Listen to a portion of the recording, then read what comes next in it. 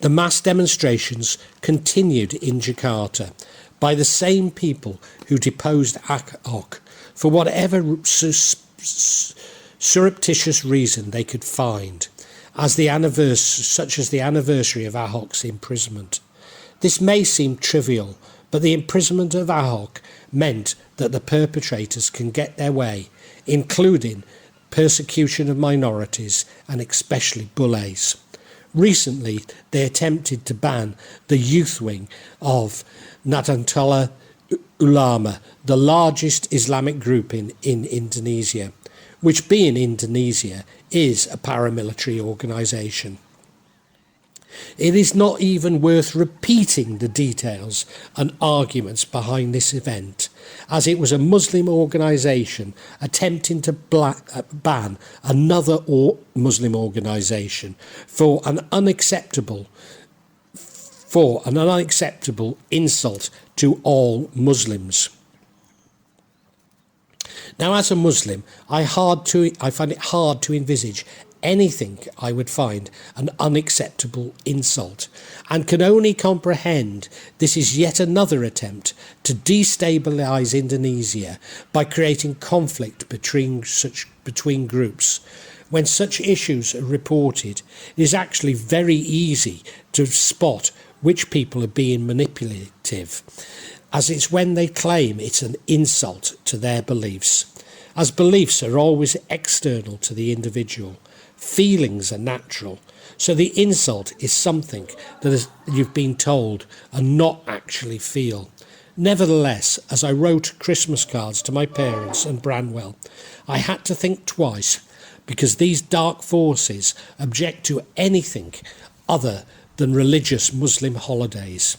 These are the fears that I thought I had left behind forever when I left Saudi Arabia all those decades ago. Well, I must consider, even if only fleetingly, that these feelings and my ability to completely control my future actually reflect that I am still possessed by dark forces, maybe attracted by some of my practices, like opening my chakras. Certainly this is an explanation I have found some American Messianic Christians proffering.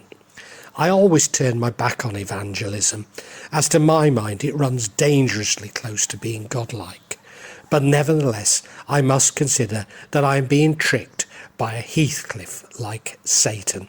Indeed, I must.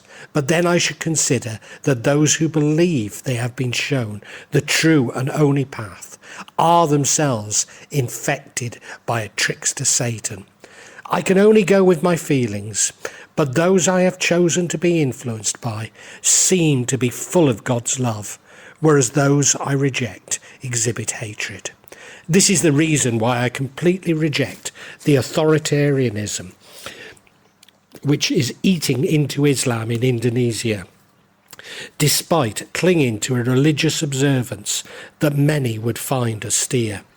This is my personal choice, and not one I seek to impose on others, nor use to judge others. But unlike those whose views I reject, I am prepared at least to consider their opinions, whilst they would seek to silence me. I guess within your heart, there's a space no bigger than an atom. God has placed the 18,000 universes, good and evil, and the wisdom to differentiate between these. This is your farmland. If you plough and land deep with your wisdom and sow God's qualities and actions with the knowledge of the difference between good and evil, you will receive the wealth of your soul, the bountiful harvest of undiminishing grace. Bauer Muhadim, The Wisdom of Man, 1980. Our thoughts, our energy, and this must be why we can create our futures and indeed our pasts. But each of our choices between alternatives creates new universes. In some quantum theories, this is known as many worlds, but these worlds already exist, which therefore means that we must create another self. So our past and futures selves influence our current. This is the self. Then if this is the self is an illusion, and we are part of a bigger organism, designed, constantly redesigned and recreated by God, then our free will must be limited. Now, this is only shocking if we hold on to a fixation of the individual. But I've already accepted that the soul is fragmented, then surely so is our consciousness.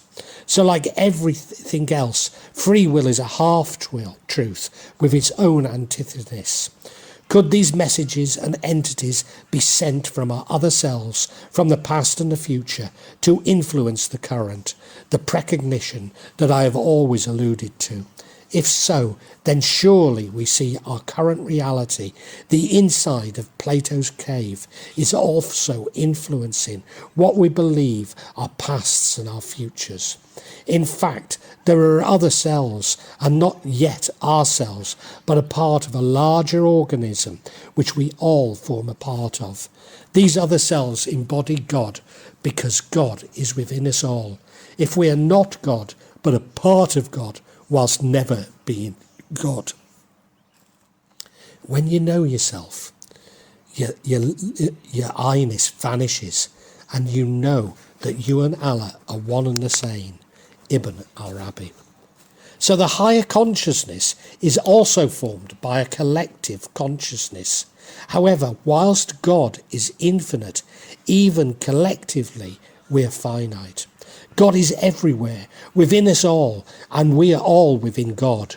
Like my beloved little stick of Blackpool rock, cut us anywhere, and you will find God written all the way through. But we are not God.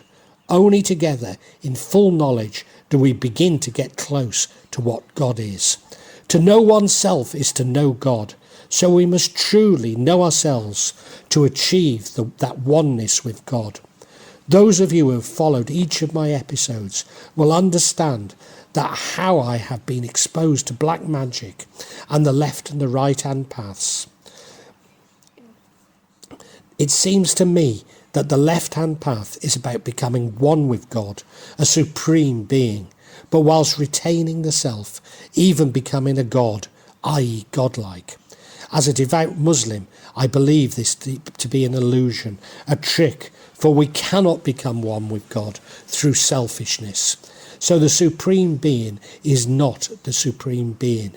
In all probability, it is a Heathcliff like Satan. For so many that I have witnessed and followed this path has become consumed by their own addictions. Indeed, like Indonesians themselves, I can now identify people who have followed the left-hand path as they appear to be possessed, despite their persuasive denials. Whereas the right-hand path is more concerned with becoming one with humanity for eternity by suppressing the self and the desires of the self.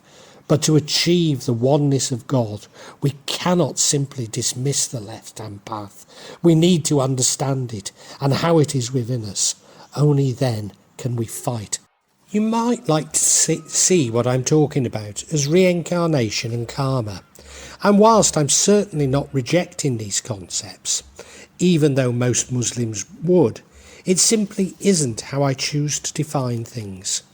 I think my reluctance is because I know that all is in the mind, and so everything is a construct or hallucination we generate. So in reincarnation and karma are abstractions which help us to understand difficult concepts, but by necessity they oversimplify. Certainly Kajawan belief incorporates such Hindu and Buddhist traditions, so my rejection has nothing to do with my Muslim faith. In any case, it'll be apparent that I'm willing to explore all traditions to assist me on my journey. Indeed, whilst the Messianic Muslims are certain there is no reincarnation, Al-Quran also enables us to come to the opposite conclusion.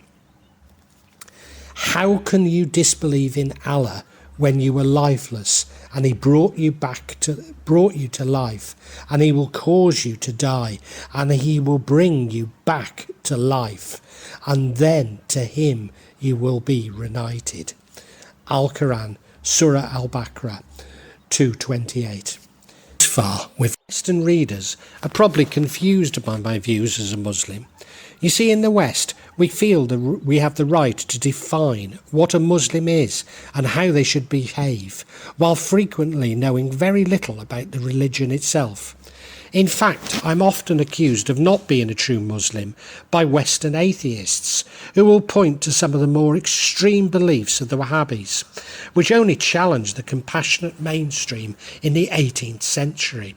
So whilst Wahhabis and other Protestant Muslims behave in a back-to-basics Islam, what is their definition based on?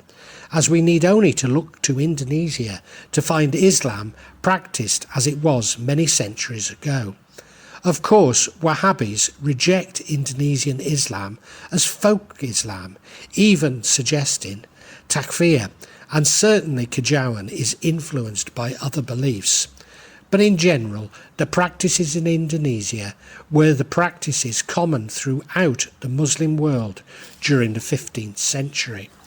But I proclaim my faith, pray 5 times a day, provide zakat charity, and fast during Ramadan. True, I may never go on Hajj, but only because there are so few places available to people from Indonesia, and I see Umrah as much about tourism as an obligation. We call deranged criminals Islamic terrorists, but would never accept the term Christian extremists for the Ku Klux Klan. Can you imagine the outcry there would be if Muslims claimed that all Christians worship the Mayor of Rome, and they get drunk and engage in ritual cannibalism every time they go to church?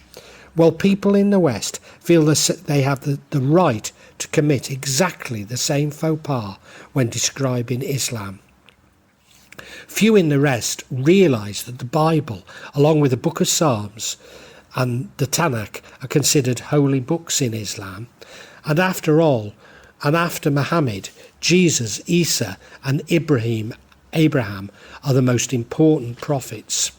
In fairness to Christians, the Messianic Muslims shout the loudest and are so certain in their beliefs, it's hard to believe that this is an extreme and minority interpretation.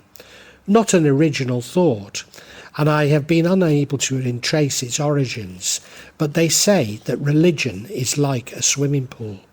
All the noise comes from the shallow end. Can you blame people in the West for confusing Islam with fascism when so many leaders in the Islamic world do exactly the same? So in reality, most people in the West really know quite a lot about Islam, as it is not so different to Christianity. They simply have been told otherwise. All my views can be found within the Sufi tradition in Islam, and certainly within Kejawen. True, some Muslims may find what I have said heretical, but then everything I have said can be found in Al-Quran or Hadith. So it's all about interpretation, as indeed is the Islamic tradition. Nevertheless, I've looked far and wide for my revelations, and I've explored the boundaries of heresy, but needed to stop myself from acting godlike, a boundary those who accuse others seem to transgress without a second thought. Indeed, the right to judge and absolve sin is itself a heresy. But accusations and counter-accusations of heresy resulted in 130 years of bloody conflict in Europe, so I'm certainly not wanting to enter such an argument. Of course, when looking at the Bible, and particularly the Old Testament, it would be possible to also find much of what I described. But the difference is that there are few truly Christian movements which embrace such thoughts. Early on in the development of the Christianity, Emperor Constantine expunged such beliefs at the First Council of Nicaea, and they were brutally suppressed by the Inquisition, whereas Islamic societies embraced science and indeed made amazing advances and discoveries, which could only be incorporated within Christian societies following the Renaissance.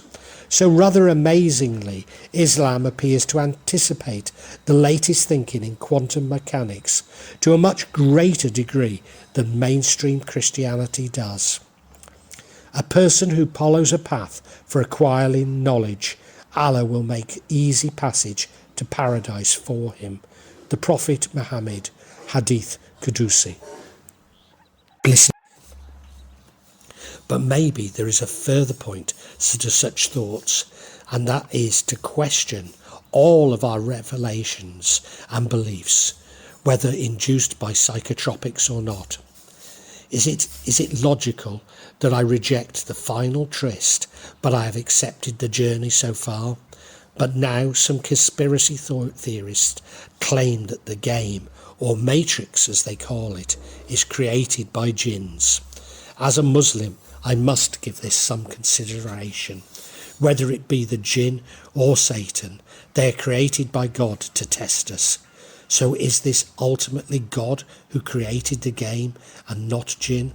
If, however, this is within our mind, then we need to create the game and police its rules ourselves, the elite imposing servitude as a part of the game. The alternative explanation is not that we get what we wish for, but that we can see the future.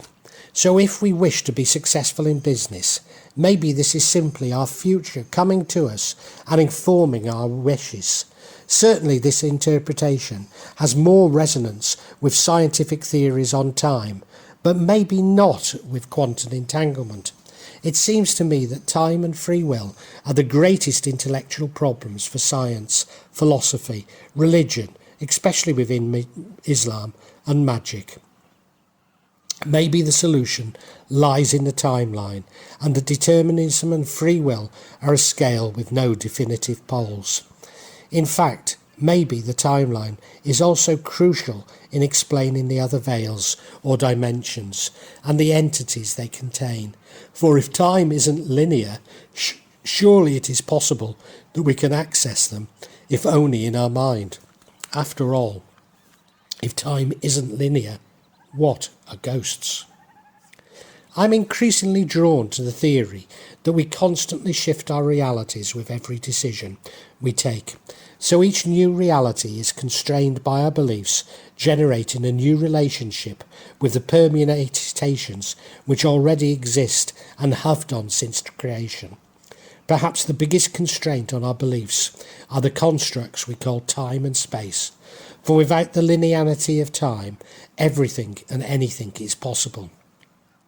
This was how I could jump so far as a child, and Mauer could move through time and space. We did not enter the spirit world, but simply abandoned the constraints of space and time. So moving to a higher vibration and filling our lives with happiness and love really does move us to a new, happy and loving reality. Indeed, we can use the technique of jumping to travel back, and to create a new or future reality. Amazing though these seem, it is simply imagine a different past, which will compete with the old past. Both are absolutely true and untrue. We simply focus on the past we want to be. This would also explain how Parcano and I saw entities in the same part of the garden, and with all other times when interactions which with others don't seem to fit my models, in particular how I influence in others and how others influence me. It is simply in a reality which we have accepted is possible that such interactions exist. In many other realities they don't. Our interactions with others are real, but we each perceive them differently. We can either include these people in our new realities or exclude them. We can modify the behaviour or keep them as it is. So some need to believe in the paranormal, ghosts and black magic to explain the seemingly unexplainable in the reality they perceive. But even these, like science and space and time, are constraints on our thinking and therefore our realities. So where are these realities? Probably they are here. After all, our brain can only process 5% of what we are told is out there. Although if everything is mental, then we need to look no further than our consciousness, and then admit to the possibility that even this is an abstraction, a simplification to allow us, or should I say, to understand. Such a theory would also reduce the contraction between predetermination and free will. For every reality was laid out during creation, but we have free will to move and choose between these realities. So maybe Swedenborg was right when he said, heaven and hell are our own creations. God does not judge us as we judge ourselves based on our beliefs, and we resign others to either heaven or hell. But then in each reality, another you exists. So some are destined for heaven and others for hell. A frightening thought, but maybe the soul has free will to choose which reality it inhibits, and that the other yous are mere bit players in another soul's heaven and hell. At this junction, allow me to call them realities. Maybe the many worlds or universe, rather than many worlds or universes, as it seems to me, as like the double split particles, they may simply be a probability wave. The observations, along with many nuances, especially my Muslim faith, I believe distance me from slopslism, although I'm dangerously close, which is why I must also keep reminding myself not to be preoccupied with the self and the ego. Won't care. My other divination was that I could learn something in Banton, and whilst at the time it did not seem like that I had, on reflection, maybe there were two important lessons coming from our trips to Banton. The first was that on both occasions we were duped by Paustads, and that we should have learned a lot quicker not to be so trusting of people simply because they taught Islam. Of course, had we learned this, we might have avoided being taken in by Pa Ustad from Jemba. The same is true of Dukan. But that was not a lesson from Banton. But the second lesson was that in Banton, I was told by a ghost to pray 5 times a day and approach Allah with an open heart.